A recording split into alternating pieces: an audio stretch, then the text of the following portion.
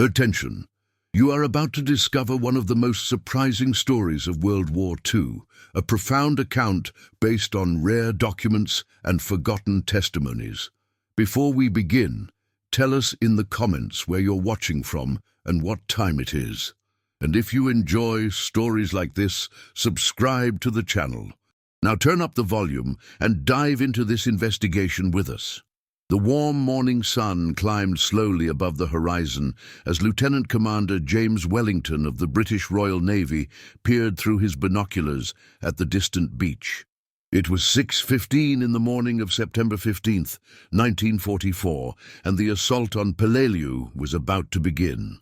The British officer had been assigned as an observer to the American forces in the Pacific, tasked with reporting back to Admiralty on Marine Corps amphibious tactics. What he witnessed that day would change not only his understanding of warfare, but also his deeply held assumptions about race and combat effectiveness. "I simply cannot believe what I'm seeing," Wellington muttered to the American officer standing beside him. Captain Thomas Garrett of the United States Marine Corps nodded silently, a knowing expression crossing his weathered face. In the distance, through clouds of smoke and explosions, dark-skinned Marines of the 7th Ammunition Company and 11th Depot Company were moving with disciplined precision toward the beach under withering Japanese fire. These were the men of Montford Point, America's first Black Marines, and they were performing with a courage and skill that left the British commander stunned. The story of how these men came to be on that beach began 2 years earlier in a segregated camp near Jacksonville, North Carolina. Until 1942, the Marine Corps had been closed to African Americans. Even as the United States was fighting a war against fascism abroad, its military maintained strict racial segregation at home. On June 25, 1941, President Roosevelt had signed Executive Order 8802, prohibiting discrimination in defense industries and government. The Marine Corps, the last service branch to integrate, reluctantly began accepting black recruits in 1942. The men who volunteered knew they would face extraordinary challenges. Howard Perry from Charlotte, North Carolina, became the first black recruit to arrive at Montford Point on August 26, 1942. By October, just over 600 recruits had begun training, although the call was for 1,000. They trained in hastily constructed facilities, separate from white Marines at nearby Camp Lejeune. The drill instructors were white at first, though eventually experienced black Marines would take over training duties. Private First Class Robert Thompson, a high school graduate from Detroit, had joined because of patriotism, despite knowing the obstacles he would face. "We weren't fighting one war, but two," he would later write in a letter discovered by military historians in 1969. "The enemy overseas and prejudice at home. Sometimes I wasn't sure which was worse." Thompson's diary, preserved in the National Archives, provides an intimate glimpse into the experiences of these pioneering Marines. Their training was every bit as rigorous as that given to white Marines, perhaps more so, as their instructors were determined to prove that black recruits could meet the Corps' exacting standards. The men endured 16-hour days of physical training, weapons instruction, and tactical exercises. They were subjected to harsh discipline and constant tests of their commitment. Many quit, but those who remained developed a fierce pride and unshakable brotherhood. By 1943, Montford Point Marines began deploying overseas, primarily to the Pacific Theater. Most were assigned to ammunition and depot companies, tasked with loading and unloading ships, transporting supplies, and working in dangerous ammunition dumps. The Corps' leadership, believing the racist assumption that black troops would not perform well under fire, did not intend for them to serve in combat roles. History would prove them wrong. The official explanation was that these black Marines were support personnel, not combat troops. Marine Corps Headquarters issued Memorandum 84113 in March 1943, stating, "Colored personnel will be assigned exclusively to stevedore and supply operations. Under no circumstances will they be placed in situations requiring direct combat engagement. This document, declassified only in 1964, revealed the military's deliberate policy of keeping Black Marines away from the fighting. Sergeant Major Edgar Huff, one of the first black drill instructors at Montford Point, recalled in a 1967 interview with historian Samuel Eliot Morrison, "They told us we'd never see combat, said we weren't made for it. But war has a way of ignoring such plans." His words proved prophetic, as the demands of war would soon thrust these Marines into situations their commanders never anticipated.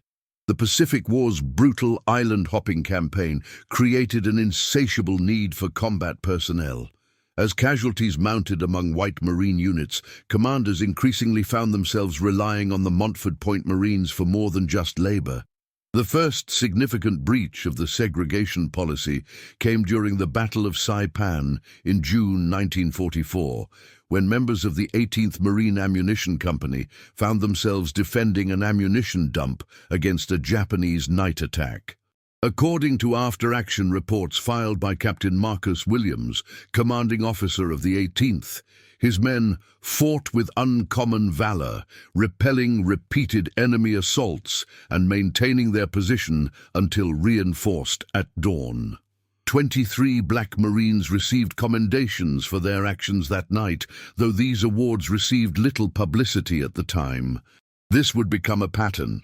Black Marines performing admirably in combat, yet their contributions minimized or ignored in official accounts. The silencing of these achievements was deliberate and systematic. Letters found in the personal papers of Lieutenant General Alexander Vandergrift, Commandant of the Marine Corps from 1944 to 1947, revealed his concern about publicizing the combat roles of Black Marines. In one memo to his staff, dated August 12, 1944, he wrote, "While the performance of these men is commendable, excessive attention to their combat activities could create unrealistic expectations and complicate our post-war planning." This document, only discovered during an archive reorganization in 1968, confirmed the institutional resistance to acknowledging Black combat effectiveness. Meanwhile, the men themselves continued to serve, their experiences transforming them. Private James Davis of the 7th Ammunition Company wrote to his mother in Philadelphia, "Yesterday, I helped evacuate wounded from the front lines. Bullets were flying everywhere. I was terrified but kept going. The White Marines looked at us differently afterward. For that moment at least, we were just Marines." His letter, preserved by his family and donated to the Marine Corps Historical Division in 1965, offers a rare first-hand account of these experiences. Are you following along so far? Help us bring this story to more people. Like the video, comment if you already knew about this case, and subscribe to the channel. Now we return to the point where everything changed. It was on Peleliu, however, where the contribution of the Montford Point Marines became impossible to ignore. The invasion, beginning on September 15, 1944, was expected to be a quick operation, but instead became one of the most brutal battles of the Pacific War. Among the support units assigned to the invasion were the 7th Marine Ammunition Company and the 11th Marine Depot Company, both comprised entirely of Black Marines. Lieutenant Commander Wellington's observation report, discovered in British Admiralty archives in 1962, provides an unfiltered account from a foreign observer. "I witnessed colored Marines moving under heavy fire with disciplined courage that would do credit to any troops I have seen in this war," he wrote. "When ammunition ran low on the front lines, these men carried it forward across exposed ground, returning with wounded on stretchers. Their conduct has caused me to reconsider certain assumptions about racial characteristics and combat performance." What Wellington had witnessed was the moment when necessity overwhelmed policy. As the battle for Peleliu intensified, Major General William Rupertus, commander of the 1st Marine Division, found himself with mounting casualties and dwindling front-line strength. According to operational logs, He authorized the use of Black Marines from support units to carry ammunition directly to the front, evacuate casualties, and in some cases, take up rifles alongside White Marine units.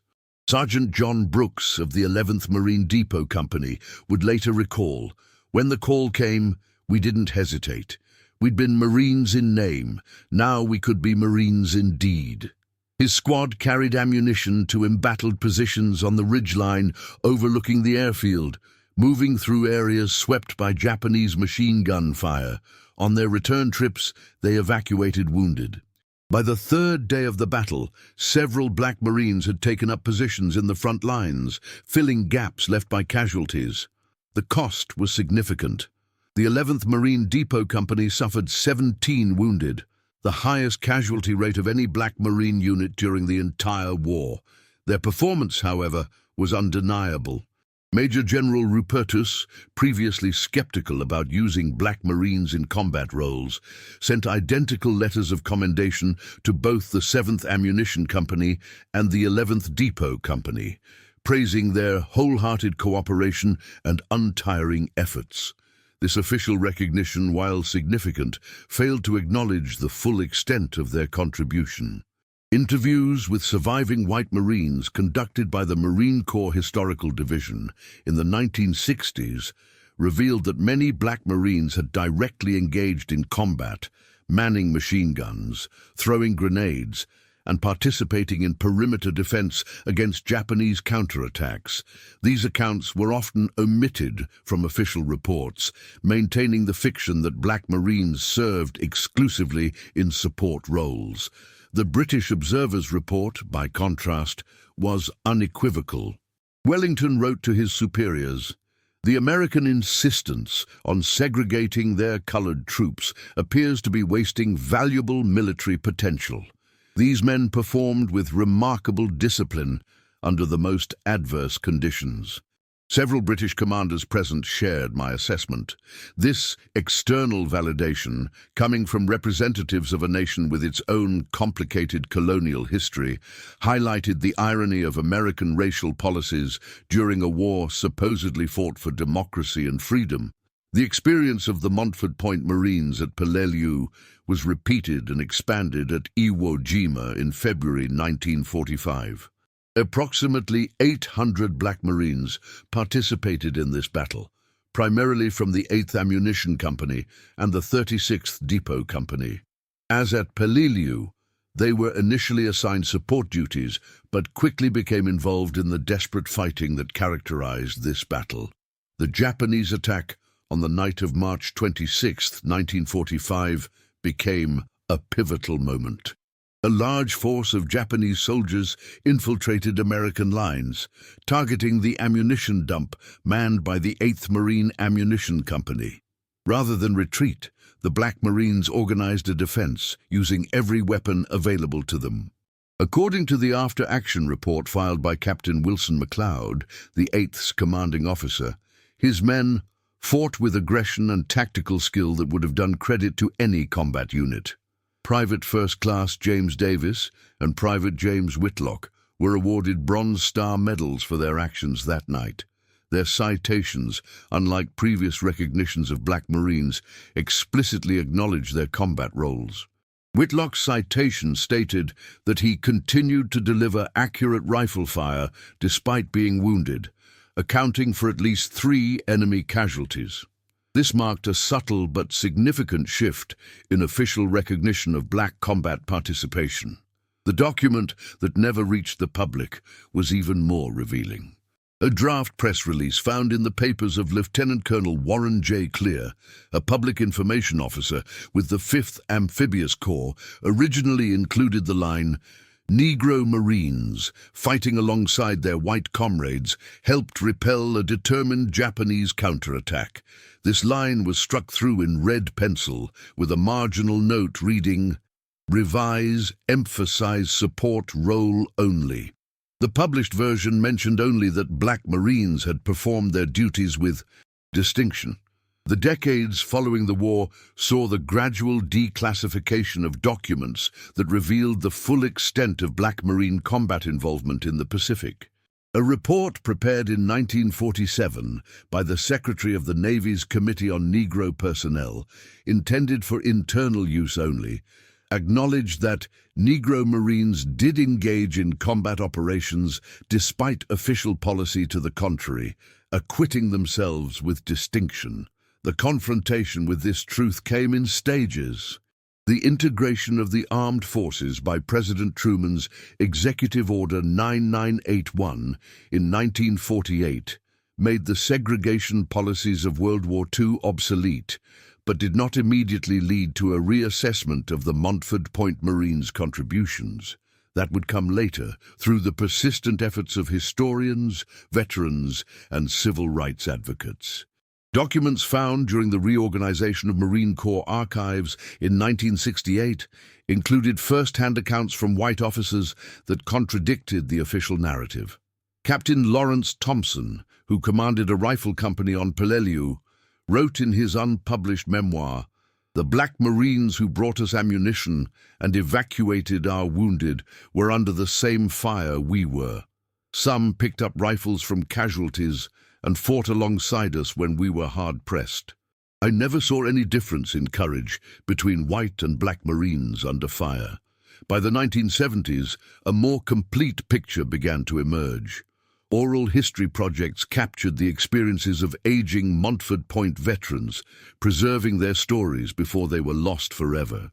Edgar Huff, who rose to become one of the first black sergeants major in the Marine Corps, spoke frankly in a 1972 interview. "They didn't want us to be fighters, but war doesn't always give you what you want. When the shells start falling and the bullets start flying, you use what you've got, and what they had was us."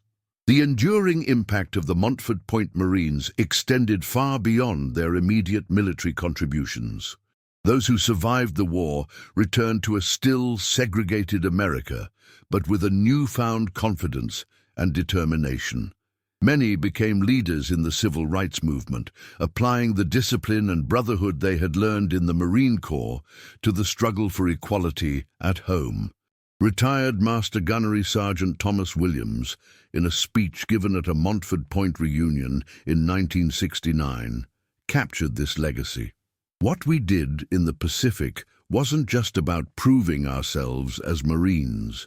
It was about proving that the walls they built to separate us were based on lies. Once those walls started crumbling on the battlefield, they couldn't stand forever at home." The official recognition these men deserved would be delayed for decades. It wasn't until 2012 that the surviving Montford Point Marines were awarded the Congressional Gold Medal, acknowledging their service and sacrifice nearly 70 years after the fact. By then, many had already passed away, never seeing their contribution fully acknowledged. For Lieutenant Commander Wellington, the British observer whose report had so honestly assessed the performance of black Marines on Peleliu, the experience changed the course of his career. After the war, he would become an advocate for integration in the Royal Navy, citing his observations of American segregation as an example of wasted human potential. His personal papers, donated to the Imperial War Museum in 1963, included correspondence with several Montford Point veterans, maintaining friendships that crossed both national and racial boundaries.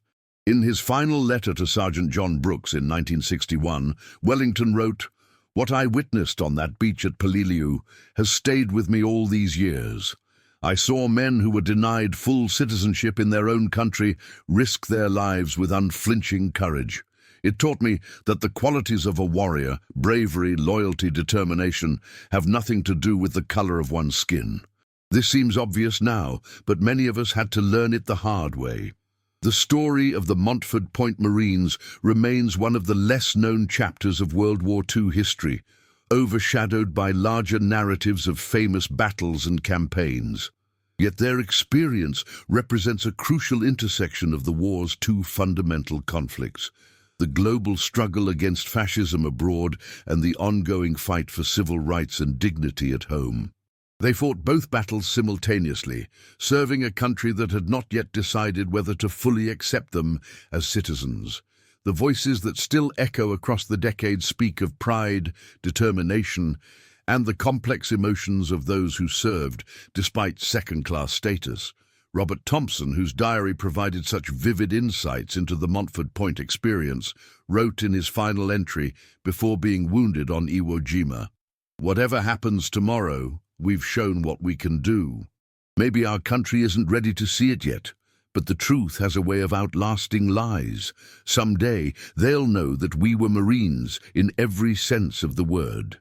That recognition, delayed but ultimately unstoppable, stands as the lasting legacy of the Montford Point Marines, the men who stunned observers from Britain and beyond with their courage under fire, challenging prejudice one battlefield at a time on distant Pacific shores where courage mattered more than color. Did you enjoy this story? Your support helps us continue producing new documentaries. A like, comment, or share makes all the difference. See more historical cases on our channel, and if you're not already subscribed, join our community. I'll see you in the next episode.